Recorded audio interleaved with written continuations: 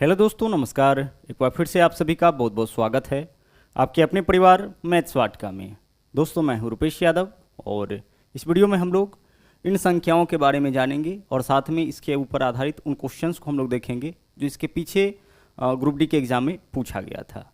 यह जो क्लास आप देख रहे हैं मिशन ग्रुप डी 2022 के अंतर्गत, जिसके प्लेलिस्ट का लिंक आपको इस वीडियो के डिस्क्रिप्शन में मिल जाएगा।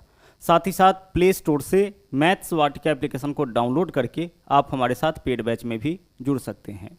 वहाँ पे आपको 350 रुपये में कंप्लीट मैथमेटिक्स और 350 में कंप्लीट रीजनिंग कराया जाएगा। तो आइए शुरू करते हैं आज की क्लास को।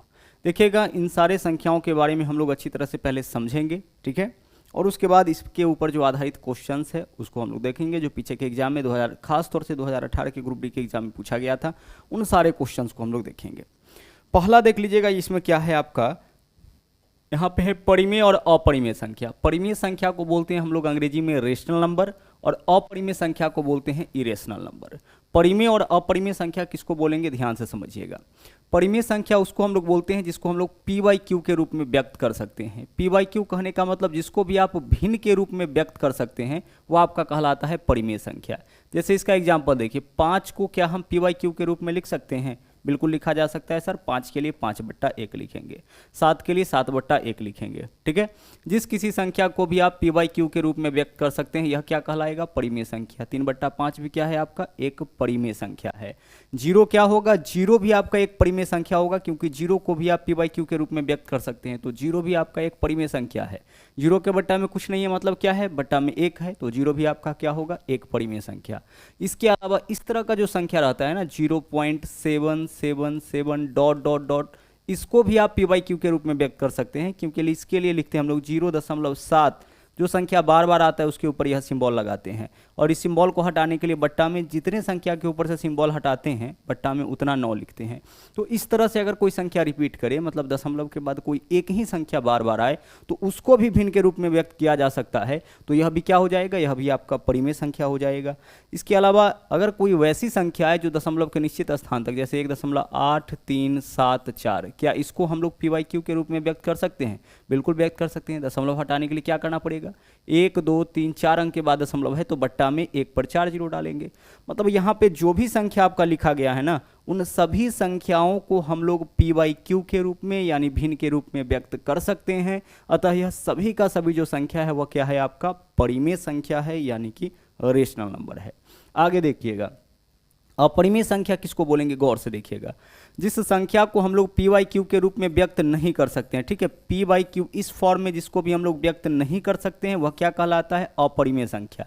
जैसे देखिएगा, √7, क्या इसको आप पी बाई क्यू के रूप में व्यक्त कर सकते हैं? नहीं कर सकते हैं, ठीक है। √7 का जो वैल्यू होगा वो पॉइंट के बाद लगातार आता जाएगा, तो यह आपका क्या होगा, यह आपका अपरिमेय होगा। इसके अलावा पाई का एग्जैक्ट वैल्यू 22/7 नहीं होता है, पाई का अनुमानित मान आपका 22/7 होता है। पाई का जो एग्जैक्ट मान होता है वह 3.14 डॉट डॉट डॉट, ठीक है, वो आपका पाई का एग्जैक्ट मान होता है। तो पाई अपरिमेय होगा। 22/7 परिमेय होता है, क्योंकि 22/7 को हम लोग भिन्न के रूप में व्यक्त कर लेते हैं, पी बाई क्यू के रूप में व्यक्त कर लेते हैं, तो वह आपका परिमेय संख्या होता है। बट पाई क्या होता है, अपरिमेय संख्या होता है।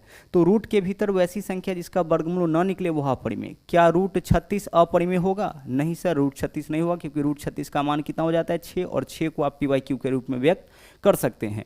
तो 6 जो है वह आपका 6 जो है वो आपका परिमेय है, √36 भी परिमेय होगा। लेकिन रूट के भीतर वैसी संख्या है जिसका वर्गमूल न निकले तो वह परिमेय, जैसे √7, √11, √13, यह सब का सब आपका क्या है, अपरिमेय संख्या है।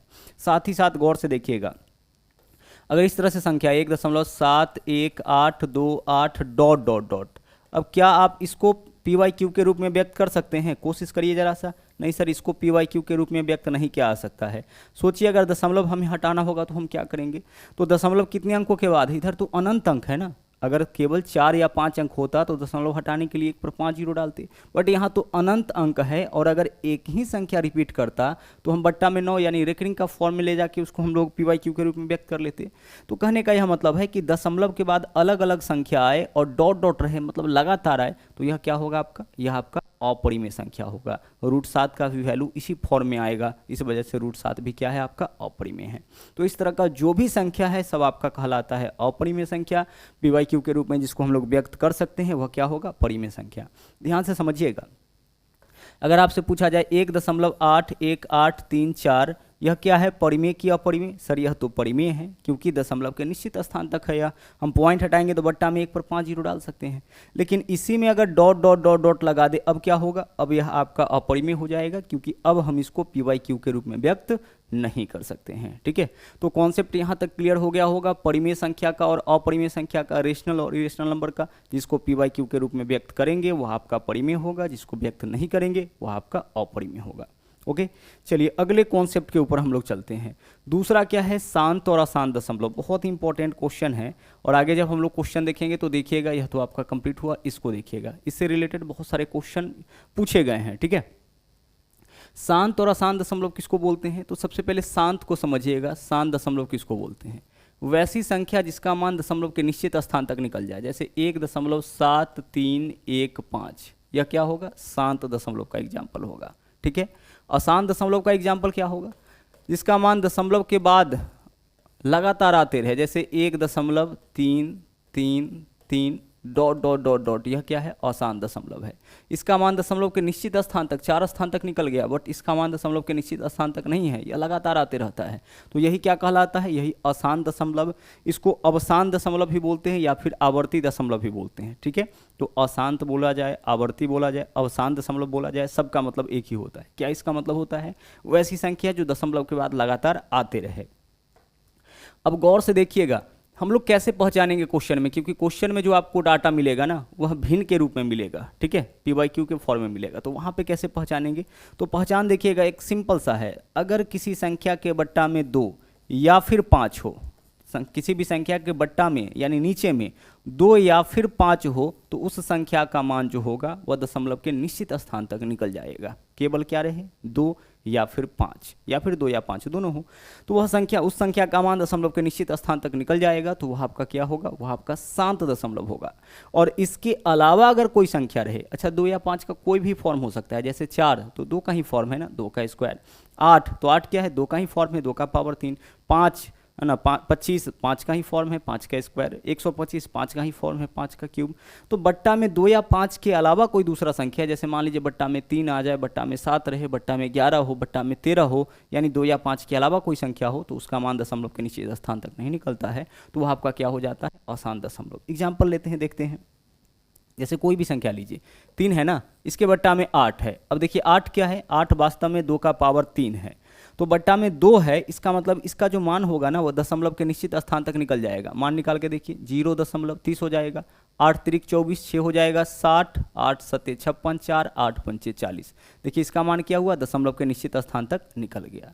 लेकिन कोई भी संख्या लीजिए, मान लीजिए 3, इसके बट्टा में 7 लेके देखते हैं, अब क्या दशमलव के निश्चित स्थान तक निकलेगा, देख लीजिए, दशमलव 0.30 हो जाएगा, 7 चौके 28, 2 होगा 20, 7 दूना 14, 6 होगा 60, 7 अठे 56, 4 होगा 40 है ना, 4 अब बचेगा तो 40, 7 पंचे 35, फिर 5 बचेगा, कितना हो जाएगा 50, 7 सते 49। मतलब यह जो वैल्यू है ना, यह आपका लगातार आते जाएगा, तो यह क्या होगा, यह आपका अशांत दशमलव का एग्जाम्पल हो जाएगा। ठीक है, तो हमने आपसे क्या कहा, जिसके बट्टा में 2 या 5, अच्छा मान लीजिए कि इस तरह से लिखा जाए क्वेश्चन, 3 बट्टा यहाँ पे आपका रहे, 3 बट्टा क्या ले सकते हैं हम लोग, 2 दूना 4 पंचे 20। ठीक है, 3/20, क्या इसका वैल्यू दशमलव के निश्चित स्थान तक निकल जाएगा, बिल्कुल निकल जाएगा। 3 20 के लिए क्या लिख सकते हैं, 4 पंचे 20, तो 2 का पावर 2 गुना 5, तो बट्टा में 2 और 5 ही है, तो बट्टा में अगर 2 या 5 होगा तो उसका मान तो दशमलव के निश्चित स्थान तक निकल ही जाएगा। तो यह किसका एग्जाम्पल होगा, यह आपका एग्जाम्पल होगा शांत दशमलव का।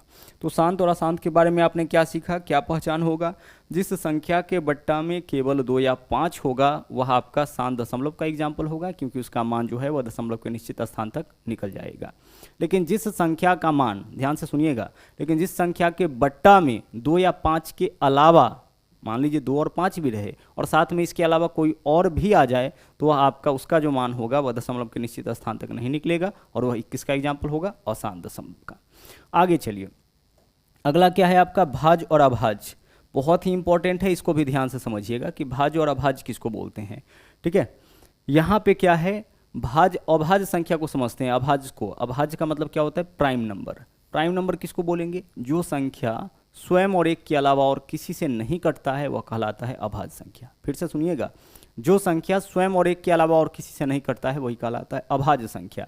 जैसे देखिएगा 3, 3 किससे कटेगा? या तो 3 से या फिर 1 से, इसके अलावा और किसी से नहीं कटता है तो यह अभाज्य होगा। 2 किससे कटेगा? 2 से या फिर 1 से, इसके अलावा और किसी से नहीं कटता है तो यह भी अभाज्य होगा। उसी तरह से 5, 5 और 1 के अलावा और किसी से नहीं कटता है। 7, 7 और 1 के अलावा और किसी से नहीं कटता है। 11, 11 और 1 के अलावा और किसी से नहीं कटता है, तो यह सब अभाज्य संख्या है। अच्छा, जो भी अभाज्य संख्या है उसके गुणनखंडों का संख्या देखिए कितना होगा। 2 किससे कटेगा? या तो 1 से या फिर 2 से। 3 किससे कटेगा? या तो 1 से या फिर 3 से। 5 किससे कटेगा? या तो 1 से या फिर 5 से। 7 किससे कटेगा? या तो 1 से या फिर 7 से। 11 किससे कटेगा? या तो 1 से या फिर 7 से। मतलब जो भी अभाज्य संख्या है उसके गुणनखंडों का संख्या देखिए कितना है? 2। ठीक है, गुणनखंड का मतलब होता है काटने वाली संख्या। किसी भी अभाज्य संख्या को काटने वाली जो संख्या होगी वह कितना होगा? 2 होगा।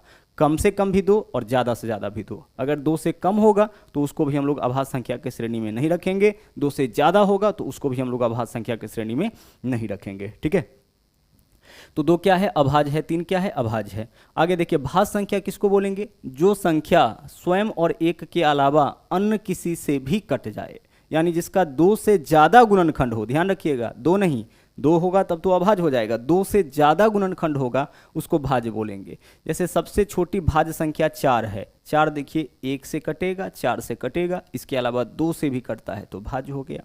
6 को देख लीजिए, 6 आपका 1 से कटेगा, इसके अलावा 6 से कटेगा, साथ में 1 और 6 के अलावा यह 2 से भी कटता है, 3 से भी कटता है, तो यह क्या होगा? यह आपका भाज्य संख्या होगा। ठीक है, अब आगे देखिए सवाल यह उठता है कि 1 को क्या बोले हम लोग? भाज्य बोले कि अभाज्य? क्योंकि 1 के गुणनखंडों का संख्या 1 है। अगर 2 होता तो अभाज्य संख्या रखते, 2 से ज़्यादा होता तो फिर इसको हम लोग भाज्य संख्या बोलते। तो 1 जो है ना तो भाज्य संख्या के प्रॉपर्टी को फॉलो कर रहा है ना अभाज्य संख्या के, इस वजह से हम लोग 1 को ना तो भाज्य के श्रेणी में रखते हैं और ना ही अभाज्य के श्रेणी में। तो क्वेश्चन कई बार इस तरह से भी पूछा जाएगा कि निम्नलिखित में से कौन सी संख्या है जो ना तो भाज्य है और ना ही अभाज्य, तो हम अपना आंसर क्या चुनेंगे? 1 चुनेंगे। क्लियर हो रहा होगा? अब आगे चलिए, अभाज्य संख्या आप समझ चुके हैं। अब क्वेश्चन कई बार इस तरह से भी पूछता है कि अभाज्य संख्या में कितने गुणनखंड होते हैं, तो हम लोग आंसर क्या चुनेंगे? 2 चुनेंगे। अब आगे देखिएगा, क्वेश्चन ऐसे पूछा जाता है। ठीक है, अगर हम बात करें 1 से 100 तक में, तो 100 तक में कुल कितना अभाज्य संख्या होगा? 100 तक में कुल मिला के 25 अभाज्य संख्या। उसी प्रकार से 200 तक में कितना अभाज्य संख्या होगा? 200 तक में कुल मिला के ना 45 अभाज्य संख्या होता है। यह काउंट किया हुआ है। ठीक है, आपको काउंट करने की आवश्यकता न पड़े।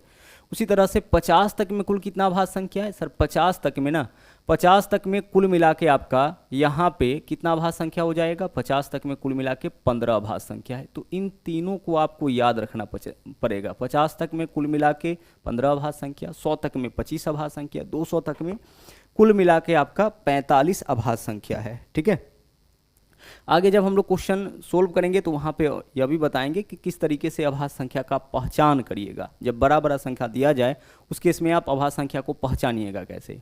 आगे बढ़ते हैं, अगला जो है उसको देखते हैं। अगला क्या है? जुड़वा अभाज्य संख्या। इसको बोलते हैं ट्विन प्राइम नंबर। जुड़वा अभाज्य संख्या यानी इसका अंग्रेजी क्या होता है? Twin prime number. और इसके आगे हम लोग देखेंगे सह अभाज्य संख्या। सह अभाज्य, यहाँ पे सहभाज्य नहीं, क्या है? सह अभाज्य संख्या। देखिएगा, जुड़वा अभाज्य संख्या यानी कि ट्विन प्राइम नंबर किसको बोलेंगे? तो जैसा कि नाम है जुड़वा, तो जो जोड़े में आएगा उसको जुड़वा अभाज्य संख्या बोलेंगे। यानी वैसी 2 अभाज्य संख्या जिसके बीच में 2 का अंतर हो। जैसे 5 और 7 को देखिए, इसके बीच में कितना का अंतर है? 2 का अंतर। यह कहलाएगा जुड़वा अभाज्य संख्या। 7 और 11 क्या जुड़वा अभाज्य संख्या कहलाएगा? नहीं कहलाएगा। क्यों नहीं कहलाएगा? क्योंकि 7 और 11 अभाज्य संख्या तो है बट इसके बीच में 2 का अंतर नहीं है। ठीक है, 7 और 9 क्या जुड़वा अभाज्य संख्या कहलाएगा? नहीं कहलाएगा। 2 का तो अंतर है बट यह दोनों का दोनों अभाज्य नहीं है। 9 अभाज्य नहीं है तो यह आपका जुड़वा अभाज्य संख्या नहीं कहलाएगा। जुड़वा अभाज्य संख्या किसको बोलेंगे? उन 2 अभाज्य संख्याओं को, दोनों का दोनों अभाज्य होना चाहिए, उन 2 अभाज्य संख्याओं को जिनके बीच में 2 का अंतर होगा वह जुड़वा अभाज्य संख्या कहलाएगा। ठीक है, क्या 91 और 93 जुड़वा अभाज्य संख्या होगा? सर 91 और 93 में 2 का अंतर तो है लेकिन दोनों का दोनों अभाज्य नहीं है। 91 7 से कटेगा, 13 से कटेगा तो यह भाज्य हो गया। 93 9 3 12 यह भी 3 से कट गया, तो दोनों में से कोई अभाज्य नहीं है। तो केवल अंतर 2 रहने से जुड़वा अभाज्य संख्या नहीं होगा, अंतर 2 होने के साथ साथ दोनों को अभाज्य होना पड़ेगा। 17 और 19 जुड़वा अभाज्य संख्या है? बिल्कुल है सर, दोनों का दोनों अभाज्य है और इसके बीच में कितना का अंतर है? 2 का अंतर। आगे अगला है सह आभास संख्या, जिसको हम लोग बोलते हैं को प्राइम नंबर। सह आभास संख्या का क्या बोलेंगे इसको? को प्राइम नंबर।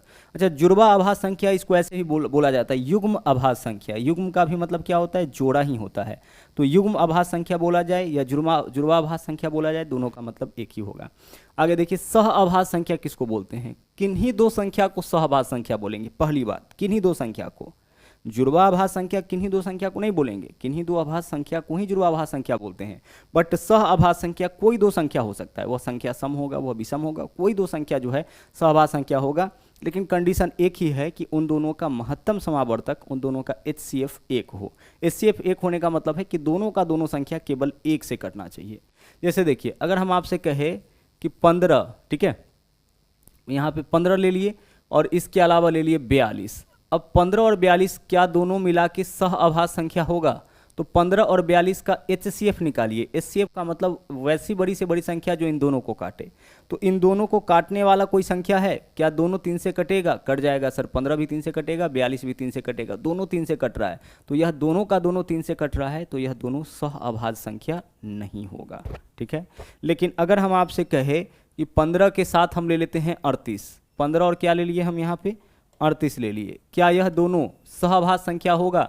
देखिए, यह दोनों का दोनों किससे कटेगा?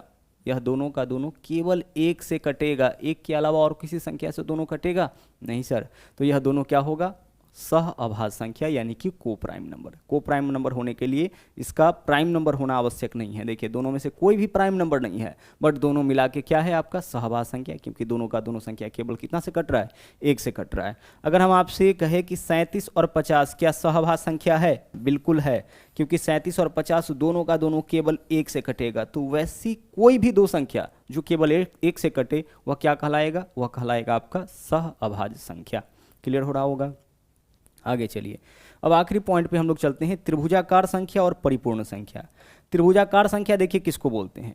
लगातार आने वाले संख्याओं का योग त्रिभुजाकार संख्या कहलाता है। जैसे पहला त्रिभुजाकार संख्या 0 है, ठीक है। चलिए, अब लगातार आने वाली संख्या को इसमें जोड़िए, तो 0 में अब क्या जोड़ेंगे? 1 जोड़ेंगे। कितना हो जाएगा? 1। यह भी त्रिभुजाकार संख्या। 0 + 1 प्लस अब क्या जोड़ेंगे इसमें? 2। यह भी आपका त्रिभुजाकार संख्या हो गया। उसी तरह से 0 + 1 + 2 प्लस अब क्या करेंगे? 3 करेंगे। 3 2 5 और 1 6, यह भी क्या होगा? त्रिभुजाकार संख्या। तो लगातार आने वाली संख्याओं का योग जो है वह ट्रायंगुलर नंबर यानी त्रिभुजाकार संख्या कहलाता है। डायरेक्ट इसको कैसे निकालेंगे? तो पहला त्रिभुजाकार संख्या 0, अब इसमें 1 जोड़िए तो 1, अब इसमें 2 जोड़िए तो 3, अब इसमें 3 जोड़िए तो 6, अब इसमें 4 जोड़िए तो 10, अब इसमें 5 जोड़िए तो 15, अब इसमें 6 जोड़िए तो 21, अब इसमें 7 जोड़िए तो 28। करना क्या है? लगातार आने वाली संख्याओं को जोड़ते जाना है। पहले 0, 0 में 1 जोड़ेंगे 1, अब 2 जोड़ेंगे तो 3, अब इसमें 3 जोड़िए 6, अब इसमें 4 जोड़िए 10, अब इसमें 5 जोड़िए। लगातार आने वाली संख्याओं का योग ही क्या कहलाता है? त्रिभुजाकार संख्या। अगला क्या है? परिपूर्ण संख्या यानी परफेक्ट नंबर। परिपूर्ण संख्या का मतलब देखिए क्या होता है।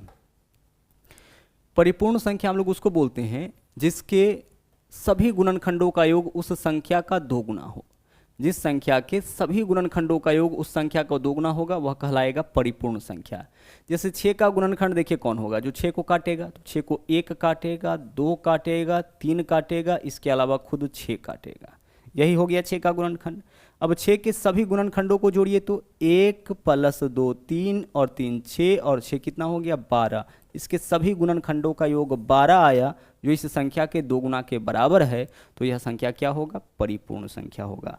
वैसी संख्या जिसके सभी गुणनखंडों का योग उस संख्या के 2 गुना के बराबर हो, वह कहलाएगा परिपूर्ण संख्या। ठीक है। चलिए, अब अगला क्वेश्चन हम लोग यहाँ पे लेते हैं 28। क्या 28 परिपूर्ण संख्या होगा?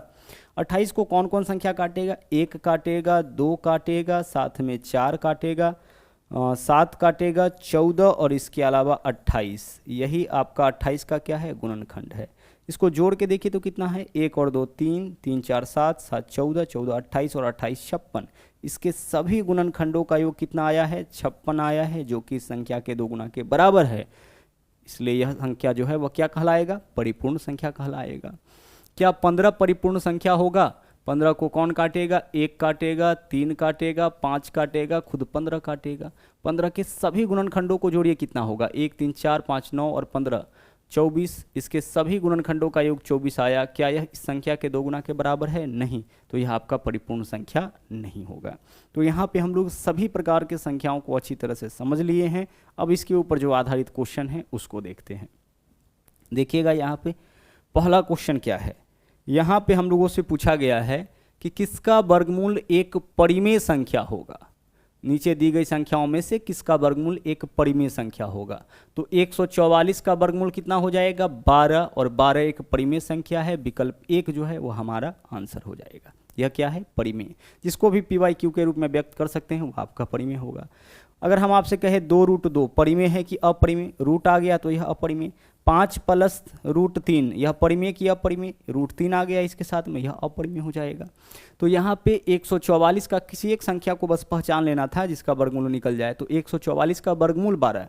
इन संख्याओं के बारे में नहीं पता करना है किसका वर्गमूल, तो 144 का वर्गमूल 12 होगा, इसका वर्गमूल पूर्णांक में आएगा, यह आपका क्या होगा? परिमेय संख्या हो जाएगा। आगे चलिए क्वेश्चन नंबर 2, इसके बारे में बताना है कि यह क्या है। कि इसको हम ऐसे लिख सकते हैं 23/99। दो संख्या के ऊपर से बार का सिंबल हटाना है, ठीक है, तो बट्टा में 2 9 लिखते हैं। एक संख्या के ऊपर से यह सिंबल हटाना होता है तो बट्टा में 1 9 लिखते हैं। तो 23/99 यानी इसको हम PYQ के रूप में लिख दिए तो यह हमारा क्या हो जाएगा? हमारा एक परिमेय संख्या हो जाएगा। जिसको भी आप PYQ के रूप में व्यक्त कर सकते हैं वो आपका कहलाता है परिमेय संख्या। आगे चलिए नंबर 3 क्वेश्चन नंबर 3 देखिए, इसके बारे में बोला है कि यह क्या है? 3 + 2√5। आसानी से इसको देख के बता सकते हैं यह क्या होगा? एक अपरिमेय संख्या है। इस पार्ट की वजह से यह क्या बन गया? एक अपरिमेय संख्या हो गया, परिमेय नहीं होगा। आगे चलिए प्राकृत संख्या, जो गिनती की संख्याएं होती है उसको हम लोग प्राकृत संख्या कहते हैं। यहाँ पे देखिएगा क्वेश्चन नंबर 4 क्या पूछा है यहाँ पे? निम्नलिखित में से कौन सा एक परिमेय संख्या होगा? कौन सा एक परिमेय संख्या? देखिए 1331 का घनमूल निकल जाएगा, कितना होगा? 11। क्यूबिक रूट 3 का मतलब क्या होता है? इसका हमें घनमूल निकालना है, तो 1331 का घनमूल कितना होगा? 11 होगा। मतलब कि विकल्प बी जो है वह आपका एक परिमेय संख्या है। आसानी से देख के आप पहचान सकते हैं इन संख्याओं को। बाकी सब जो है वह क्या है? अपरिमेय संख्या है। आगे चलिए अगला देखिए, अगला है क्वेश्चन नंबर 5। यहाँ पे क्या पूछा गया हम लोगों से? निम्नलिखित में से कौन सी संख्या का मान शांत दशमलव में होगा? शांत दशमलव के बारे में हमने आपको क्या बताया कि जिस संख्या के बट्टा में 2 या 5 होगा वह आपका शांत दशमलव होगा। इसके अलावा बाकी कोई रहे वो अशांत दशमलव। तो 9 पंचे 45 काटिए, क्या वैल्यू है इसका? 1/5। बट्टा में क्या है? 5, मतलब यह शांत दशमलव होगा। इसको काटिए 3 से 15 या 45, 1/15। बट्टा में क्या है? बट्टा में 15, यानी 3 और 5। तो 5 है तब तो ठीक है, लेकिन 3 होने की वजह से यह क्या हो जाएगा? अशांत दशमलव हो जाएगा। इसको काटिए 3 से, 3 चौके 12 और 15 या 45, 4/15। बट्टा में 15 है, 15 के लिए 3 गुना 5 लिखेंगे, तो 5 तो ठीक है, लेकिन 3 की वजह से यह क्या हो जाएगा? अशांत दशमलव हो जाएगा। 3 से इसको काटिए, 3 दूना 6, 3 से काटिएगा 15, 15 का मतलब 3 भी है इसमें, इसका मतलब यह भी क्या होगा? यह भी अशांत हो जाएगा। इन सब का मान अशांत में आएगा, केवल इसका मान किस में होगा? शांत दशमलव में होगा। अब हम लोग देखेंगे क्वेश्चन नंबर 6। यहाँ पे देखिए क्या है, निम्नलिखित में से कौन सा अवसान दशमलव है? इसको पहले समझिए। यहाँ पे अवसान बोले या शांत बोले, इन दोनों का मतलब सेम होता है, ठीक है। अवसान बोले या शांत बोले, ध्यान से इसको समझ लीजिएगा। अभी अवसान का मतलब आवर्ती हम बोल दिए थे, इसको समझ लीजिएगा। अवसान बोले, शांत बोले, इन सब का मतलब एक होता है। इसको हम लोग अंग्रेजी में बोलते हैं टर्मिनेटिंग, ठीक है। क्या बोलेंगे इसको हम लोग? टर्मिनेटिंग फ्रैक्शन बोलेंगे, जिसका मान टर्मिनेट हो जाए। और अगर आपसे बोले अशांत, अशांत या आवर्ती, इन दोनों का मतलब सेम होता है। ओके, चलिए इस चीज़ को हम क्लियर कर दिए फिर से। आवर्ती, इसका मतलब क्या होता है? नन टर्मिनेटिंग होता है, जिसका मान जो है वह दशमलव के निश्चित स्थान तक जाके भी टर्मिनेट ना करे, उसको हम लोग क्या बोलेंगे? नन टर्मिनेटिंग फ्रैक्शन इसको बोलेंगे। तो इसको आप अच्छी तरह से ध्यान रखिएगा। अवसान और शांत दोनों का मतलब क्या होता है? सेम होता है। अच्छा, अवसान और शांत दशमलव हम लोग किसको बोलेंगे? जिसके बट्टा में जो है वह क्या हो? 2 या फिर 5 हो। इसको तोड़िए, 12 छक्के 72। बट्टा में क्या है? 6, 6 का मतलब 3 भी है। चलिए, बट्टा में 3 है मतलब यह शांत नहीं होगा। 6 से काटिए, 12 छक्के 72, बट्टा में 12 है। बट्टा में 12 होने के मतलब यहाँ पे क्या है? बट्टा में 12 होने का मतलब है कि यहाँ पे 3 भी होगा। 4 या 12 3 होगा, तो 3 होने की वजह से आपका अवसान नहीं होगा। 9 8 72, इसका वैल्यू क्या होगा? 1/8। 8 क्या है? 2 का पावर 3, यानी बट्टा में 2 आया है, तो यही आपका शांत दशमलव या फिर अवसान दशमलव होगा, अवसान दशमलव। ठीक है, आगे चलिए अगला देखिए क्वेश्चन नंबर अब क्या होगा, नंबर 7 क्वेश्चन। यहाँ क्या बोला, निम्नलिखित में से किसका मान आवर्ती दशमलव में नहीं आएगा। ठीक है, हमें क्या खोजना है, किसका मान आवर्ती यानी कि अशांत दशमलव में नहीं आएगा, उसको खोजना है। काटिए इसको, 4 से काटिएगा, 5 चौके 20, 14 चौके 56। ठीक है, 14 गौर से देखिए, बट्टा में 7 है ना, तो बट्टा में 7 है मतलब कि इसका मान क्या होगा, आवर्ती दशमलव में होगा। जो नहीं होगा उसको चुनना था। 25/56, यहाँ भी बट्टा में 7 होगा, 56 के लिए 7 8 56, 7 है ना, तो बट्टा में 7 है तो यह भी क्या होगा, आवर्ती दशमलव में होगा। काटिए इसको, अगर इसको काटते हैं 2 से तो ऊपर में क्या हो जाएगा, 5 हो जाएगा, नीचे में क्या होगा 28, 28 को 4 7 28 तोड़िएगा, बट्टा में 7 है मतलब यह भी क्या होगा, यह भी आवर्ती दशमलव में होगा। हमें क्या चुनना है, जो आवर्ती दशमलव में नहीं है। इसको काटिए 7 से, 7 तिया 21 और 7 8 56, बट्टा में क्या है 8, 8 का मतलब 2 का पावर 3, तो यही क्या होगा, इसका मान आवर्ती दशमलव में नहीं होगा, यानी विकल्प डी जो है वह आपका इस क्वेश्चन का सही आंसर हो जाएगा। आगे चलिए अगला क्वेश्चन, 3 अंकों की छोटी से छोटी अभाज्य संख्या कौन सी है। तो देखिए 3 अंक का सबसे छोटा संख्या कौन है, 101, यही आपका सबसे छोटा अभाज्य संख्या हो जाएगा। ओके, चलिए 3 अंकों की सबसे छोटी अभाज्य संख्या क्या है, 103। अच्छा, पहचान क्या होता है अभाज्य संख्या का, कैसे हम लोग जानेंगे कि इसमें से कौन अभाज्य है कौन भाज्य है, आगे क्वेश्चन आगे मिलेगा भी। करना क्या है कि इसको रेंज में पहले लेना है। सोचिए 107, 109, 103 किसी को भी लेते हैं, सबसे बड़ी संख्या 109 है, किसके स्क्वायर के अंडर में यह आपका आता है 109, 10 का स्क्वायर करेंगे कितना हो जाएगा 100, 11 का स्क्वायर 121 होता है, 11 का स्क्वायर क्या होता है 121 होता है, तो सभी वैल्यू 121 से नीचे ही हैं। इसका मतलब है कि अगर यह सब संख्या 11 तक में किसी संख्या से कटा तो कटा, नहीं तो फिर यह किसी भी संख्या से नहीं कटेगा।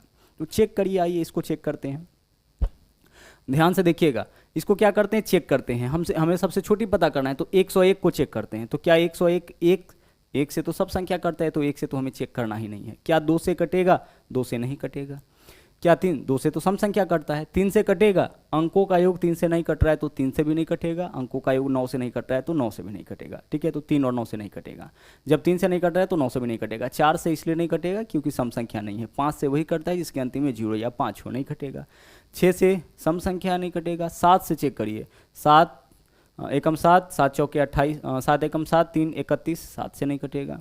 8 से हम चेक नहीं करेंगे, 8 सम संख्या है। 9 से तो नहीं कट रहा है, 10 से वही कटेगा जिसके अंतिम में 0, और 11 से कटेगा नहीं। तो यह क्या है आपका एक अभाज्य संख्या। इन चारों में सबसे छोटा अभाज्य संख्या कौन है, 101। हमें क्या पता करना था, 3 अंकों की सबसे छोटी अभाज्य संख्या, तो ऑप्शन में से जो सबसे छोटा होगा उसी को चुनेंगे। नंबर 9 देखिए क्या है, वही उसी को चेक करेंगे, अगर वह हो जाता है तो वही हमारा आंसर होगा। 200 विषम प्राकृत संख्याओं में कितनी अभाज्य संख्या होगी। पहली 200 विषम प्राकृत संख्याओं में कितनी अभाज्य संख्याएं होंगी, ध्यान से सुनिएगा इसको। पहला जो 200 विषम प्राकृत संख्या है, 200 तक में कुल मिला के ना 46 अभाज्य संख्या होगा। अभी 45 बताए थे ना, गौर से देखिएगा। यहाँ पे एक छोटा सा मिस्टेक हो गया है, हम रिपीट इसको कर देते हैं। 200 तक में नहीं बताए थे, है ना, यहाँ पे देखिएगा। 200 तक में अगर बात किया जाए ना तो कुल मिला के कितना अभाज्य संख्या होगा, 200 तक में कुल मिला के 46 अभाज्य संख्या होगा। ठीक है, लेकिन यहाँ पे क्वेश्चन क्या है कि कितना विषम अभाज्य संख्या होगा। तो 200 तक में कुल 46 अभाज्य संख्या, इसमें एकमात्र अभाज्य संख्या है 2, जो कि आपका सम है। बाकी सबका सब क्या है, बाकी सबका सम विषम है। तो 200 तक में कुल मिला के 46 अभाज्य संख्या है, लेकिन हमें बताना है 200 विषम प्राकृत संख्याओं में कितनी अभाज्य संख्या है। तो आंसर हमारा क्या होगा, 45। सीधे 200 तक बोला जाता तो आंसर हमारा क्या होता, 46 होता। ध्यान रखिएगा, 200 तक में कुल मिला के 46 अभाज्य संख्या है, लेकिन यहाँ बोला गया है विषम, तो सम तो एकमात्र अभाज्य संख्या है ना, जो कि 2 है, तो उसको हटा दीजिए। बाकी कितना बचा आपका, बाकी 45। तो इस क्वेश्चन का आंसर 45। आगे चलिए, क्वेश्चन नंबर 9 हो गया है। 10 में चलिए, नंबर 10 क्वेश्चन क्या है, बोला है निम्न में कौन सा जोड़ा सह अभाज्य है। निम्न में से कौन सा जोड़ा क्या है, सह अभाज्य है। सहभाज्य, जो दोनों संख्या केवल 1 से कटेगा वह सहभाज्य होगा। तो यह दोनों देखिए 2 से कट जाएगा क्योंकि दोनों सम है, तो यह आपका सहभाज्य नहीं होगा। इसको चेक करिए, 4 1 5 1 6 3 से कटेगा, 3 2 5 और 1 6, दोनों 3 से कट जाएगा, मतलब यह दोनों सहभाज्य नहीं होगा। इसके अंत में 5, इसके अंत में 5, यह दोनों 5 से कट जाएगा, यह भी सहभाज्य नहीं होगा। तो हमारा आंसर क्या हो जाएगा? विकल्प सी हो जाएगा। ठीक है, जो दोनों संख्या केवल 1 से कटेगा वही सहभाज्य होगा। तो यह तो आपका सम है, तो दोनों 2 से कटेगा। अंकों का योग 6 3 से कटेगा, यहाँ भी 6 3 से कटेगा, 5 है 0 है, मतलब दोनों 5 से कट जाएगा। तो यही एकमात्र आपका ऑप्शन बचा है जो किसी से नहीं कटने वाला है, तो यही आंसर होगा। आगे चलिए, number 11 question, twin prime number हमें खोजना है। निम्न में से कौन सा जोड़ा ट्विन प्राइम नंबर का जोड़ा नहीं है? ट्विन प्राइम नंबर नहीं है उसको चुनना है। 11 13 है, 71 73 है, 131 133 यह आपका नहीं है, क्योंकि 133 आपका कितना से कट जाएगा? 7 से। देखिए 7 7 9 63, तो यही आपका अभाज्य संख्या का जोड़ा यानी कि क्या बोला है? ट्विन प्राइम नंबर नहीं है, तो यही आपका ट्विन प्राइम नंबर नहीं है। ट्विन प्राइम नंबर वही होगा जो दोनों का दोनों आपका अभाज्य संख्या हो, दोनों का दोनों प्राइम नंबर हो और उसके बीच में 2 का अंतर। चलिए तो यह था आपका आखिरी क्वेश्चन। इस वीडियो में इतना ही। और हाँ, अगर आप हमारे चैनल पर नए हैं तो इस चैनल को सब्सक्राइब जरूर करें। इसके अलावा लाइक और शेयर करते रहें। तो मिलते हैं अगले वीडियो में फिर से कुछ नए कॉन्सेप्ट के साथ। Thank you. जय हिंद।